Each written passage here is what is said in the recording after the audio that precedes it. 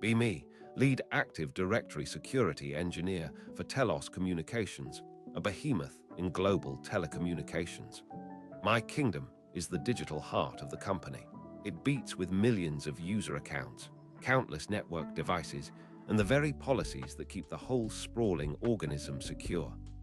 My world is one of meticulous audit trails, ironclad compliance, and the relentless pursuit of perfection in security protocols. I live and breathe the rulebook, not because I'm a stickler, but because I understand the catastrophic fragility of a system this complex. Be not me, Rex, head of the Innovation Hub, for our legacy systems, a title he essentially gave himself. Self-taught, self-proclaimed genius. Thinks compliance is for drones and documentation is a waste of a rock star's precious time. He's got that aggressive swagger, perpetually leaning back in his chair like he owns the place, always a smirk playing on his lips. Rex moves through the office like he's got a personal gravitational field, pulling resources and attention, leaving a wake of undocumented, often broken, code behind him. My first real interaction with Rex set the tone. He swaggered into my office, no appointment, demanding full administrative access to our production customer provisioning database for his entire four-person team. "It's slowing us down," he stated, as if that explained everything. "We need to push updates faster." I calmly explained that direct production access for developers, especially without stringent change control, was a direct violation of our SOX compliance requirements and several internal IT security policies. It was a non-starter, he scoffed. "Bureaucracy. We're innovators here. We don't have time for your security theater." His eyes were hard, dismissive. I showed him the policy, pulled up the relevant section of the employee handbook. The corporate policy was clear. All changes to production environments required a ticket, a review, and an approved change window. He waved a dismissive hand. "This is why you guys get paid to click buttons. I get paid to make things happen." Rex didn't back down. He escalated the issue directly to my manager's manager, complaining about my obstructionist tendencies. I was ready. I'd preemptively briefed my manager, provided the policy citations, and even drafted a risk assessment detailing the potential impact of such direct access. The request was denied. Rex left a voicemail on my desk phone saying I was holding the company back. The game was on. A few weeks later, Rex launched another offensive. He proposed a performance optimization for our subscriber authentication service, a critical component that verifies customer accounts when they try to connect to our network. His plan bypassed an existing, fully audited security module, replacing it with a custom script he'd written. He claimed it would shave milliseconds off authentication times, which he declared vital for customer experience. I called him into a meeting with my team. We presented him with a detailed analysis of his proposed bypass. We highlighted the vulnerabilities it introduced, potential for unauthorized access, data manipulation, and a complete lack of logging. "This isn't an optimization, Rex," I explained, gesturing to the projected architecture diagram. "This is a gaping security hole. We'd be in violation of multiple data integrity regulations." He leaned forward, his face a mask of patronizing patience. "Look, I know you security guys like your little boxes and your little rules. But sometimes you have to break a few eggs to make an omelet. This module is old, inefficient. My script is lean. It works." He then pulled up some internal benchmarking numbers he'd conjured, showing a marginal performance gain under ideal lab conditions. "The numbers don't lie." My team lead, Sarah, a veteran network security architect, spoke up. "Rex, where is the documentation for this script? The code review, the test plan for failure scenarios?" Rex just smirked. "It's in my head. I built it. It's perfect. Test plan. The test is deploying it to production and watching it fly." He truly believed his own hype. We insisted on a full security review, which he again vehemently resisted, citing project timelines. I internally logged the resistance, the refusal to document. This was a pattern. His next grand scheme was the most dangerous. Rex started complaining about storage bloat on our legacy customer billing and provisioning database server. This server, affectionately known as the Kraken by the old-timers, was a relic, running an ancient database instance, but it still held critical, often overlooked, data. Beyond billing, it housed a complex web of subscriber routing tables and service configuration, data the hidden linchpin of our entire mobile network. "This server is full of redundant junk," Rex declared in an email to a distribution list that included me, my manager, and his manager. "Gigabytes of old backups clogging the disks. We need to reclaim space for new feature rollouts. It's slowing down everything." He proposed purging the oldest database backups and optimizing the primary database by deleting what he called unused tables. My response was immediate and multi-channeled. I replied to the email, carbon copying everyone. I scheduled a follow-up meeting. In that meeting, I explicitly outlined Telos's data retention policies, which mandated 7 years of immutable backups for critical customer data. I explained the intricate dependencies of the Kraken, emphasizing that many unused tables were in fact critical configuration data for our legacy network elements. "Rex," I said, my voice measured, "those backups are our last line of defense. The primary database contains critical subscriber provisioning data that, if lost, would effectively take millions of customers off our network. Deleting any part of it without a full impact analysis and a verifiable recovery plan is corporate suicide." He just rolled his eyes. "Exaggeration much. I know what I'm doing. It's just old data. We have newer systems for most of that. This is just holding us back." I specifically requested a documented plan from him detailing which tables he intended to delete, how he verified they were unused, and his backup strategy. He never provided it. Instead, he just kept reiterating in emails and during stand-ups that he needed more space and that bloated backups were the problem. I meticulously saved every one of his statements. The calm before the storm was eerie. I knew something was coming. The whispers around the office mentioned Rex was getting increasingly agitated about system performance on the Kraken. He was complaining directly to our VP of it, bypassing all normal channels. The VP, unfortunately, was a technophobe who just wanted problems to go away and performance metrics to go up. Rex was a master at presenting simplistic, immediate solutions. It was a Tuesday afternoon. I was reviewing the daily security logs when an alert pinged. Unusual activity on the Kraken. A direct SSH login by Rex, using a rarely used admin account that should have been locked down years ago, but was somehow still active due to a misconfigured GPO that Rex had exploited during a previous emergency fix. I'd flagged that GPO previously, but it had fallen into the endless backlog. My stomach dropped as I watched the logs. Rex wasn't just clearing old log files. He ran a series of commands. First, a drop database command targeting the primary customer provisioning database instance itself. Then, a recursive delete command on the /var/lib/mysql/data directory for that specific instance. He was wiping it clean.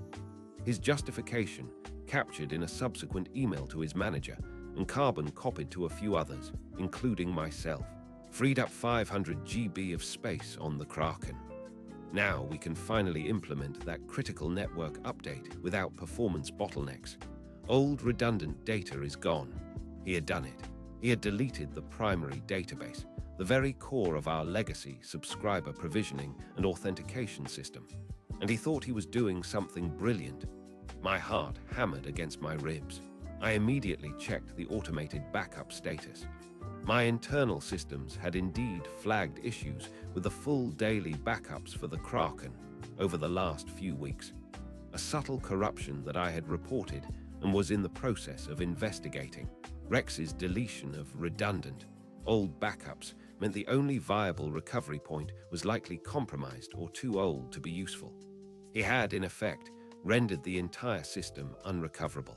The initial impact wasn't immediately apparent to the wider network. It was like a slow-motion car crash. New customer activations failed. Existing subscribers experienced intermittent authentication issues. Internal network tools that relied on the Kraken for device configuration began to sputter.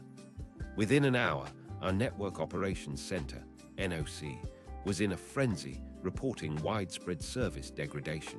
Rex, in a panic, started sending emails. The network is failing. It must be a security issue. They probably locked something down again, preventing our critical updates from pushing through. He was trying to deflect, to blame my team for the very outages his actions had caused. He specifically called out security bottlenecks in his frantic communications, attempting to rewrite history to position himself as the victim of my overzealous policies. This was it, the breaking point. And for me, the master plan clicked into place. I stopped arguing, stopped engaging in his blame game.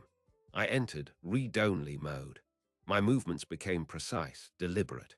Every keystroke, every mouse click, every interaction was now part of a larger, meticulously constructed trap. I opened my secure documentation archive. First, the email from Rex explicitly stating his intention to free up space by purging redundant junk and old backups on the Kraken. Timestamped, sent to multiple stakeholders. Then my detailed reply, explicitly warning him of data retention policies, the critical nature of the data, and the absolute necessity of a verified recovery plan. Timestamped. My follow-up meeting minutes, detailing my verbal warnings and his dismissive responses. Timestamped. I pulled the logs from our change management system. No approved change request for the drop database operation. No impact assessment. No peer review. Pure, unadulterated rogue action. I cross-referenced this with the system logs for the Kraken itself, showing Rex's direct administrative login, the specific commands he executed, and the exact timestamps. I gathered the backup failure reports I had previously filed, demonstrating that I had identified the issue and initiated an investigation before his destructive actions. Next, I compiled the employee handbook sections on gross negligence, insubordination, and unauthorized access to critical systems. I cross-referenced company bylaws related to data integrity and regulatory compliance, specifically highlighting the potential for massive fines due to service disruption and data loss, all directly attributable to his actions. Every piece of communication, every warning, every policy violation was organized into a chronological, irrefutable narrative. I sent copies of this dossier to my manager, our legal department, Telos's compliance officer, and the head of human resources. Every email was CC'd. Every physical document had a delivery receipt. There would be no plausible deniability. The paper trail was flawless. The network outage escalated catastrophically. Millions of Telos Communications customers across North America were experiencing total service loss. Emergency services calls were failing. Businesses reliant on our network were dead in the water. News channels started reporting widespread network failures, speculating on cyber attacks or infrastructure collapses. This wasn't just an outage, it was a national incident. The executive emergency bridge call was a maelstrom of panic and shouting. Our CEO, usually calm, was red-faced. The head of network operations was screaming about unrecoverable routing tables. Lawyers were already discussing potential class action lawsuits and regulatory investigations. What in God's name happened? The CEO bellowed, his voice echoing in the conference room. Rex, still delusional, jumped in. It's a security problem, sir. They slowed us down with their endless paperwork, prevented us from pushing a critical update. Now the network is crumbling because of their outdated policies. He looked directly at me, a venomous glare in his eyes. He thought he had me. I stood up, holding a meticulously organized binder. My voice was calm, cutting through the chaos like a laser. With all due respect, Rex, that is incorrect. The issue began precisely at 14:37 UTC today, when you logged into the Kraken server and executed a drop database command, effectively deleting our primary customer provisioning and authentication database. A stunned silence fell over the room. All eyes, now wide with horror, turned to Rex. He sputtered, "No, I freed up space. The old backups were redundant. I told everyone I was going to do it." "Indeed, you did," I countered, my tone unwavering. On February 14th, at 9:15, in an email copied to this entire group. You stated your intention to purge old backups and optimize the database by removing what you called redundant junk. You explicitly rejected my warnings, documented at 9:30 in my reply, regarding our 7-year data retention policy and the critical nature of that data. I gestured to the projector screen where my compiled evidence was now displayed, showing his emails, my warnings, and the server logs, all time-stamped. Furthermore, I continued, on February 15th, during our team meeting, I verbally reiterated these warnings, specifically highlighting the risk of network-wide service disruption. Your documented response was, and I quote, "Backups are bloat, I'll handle it myself." Your actions today, Rex, were taken without an approved change request, without a documented recovery plan, and in direct defiance of explicit corporate policy and expert warnings. Rex's face went from indignant to ghostly pale. He tried to speak, but no words came out. His swagger had vanished, replaced by a desperate, trapped look. The CEO, his face a thundercloud, pointed at Rex. "Get him out of here." Now, 2 security guards, who had been standing by the door for some time, moved swiftly. Rex made a weak attempt to protest, but he was already being escorted from the room. His reign of error was over. The aftermath was immediate and brutal. Rex was fired for cause before the emergency meeting even concluded, his access revoked, his office cleared. The Telos legal department immediately began proceedings to hold him personally liable for the immense damages. The network outage lasted for nearly 12 hours, impacting millions of customers and crippling vital services. The financial fallout for Telos was staggering, measured in hundreds of millions of dollars in lost revenue, remediation costs, and impending regulatory fines. Update 3 weeks later. The internal investigation concluded.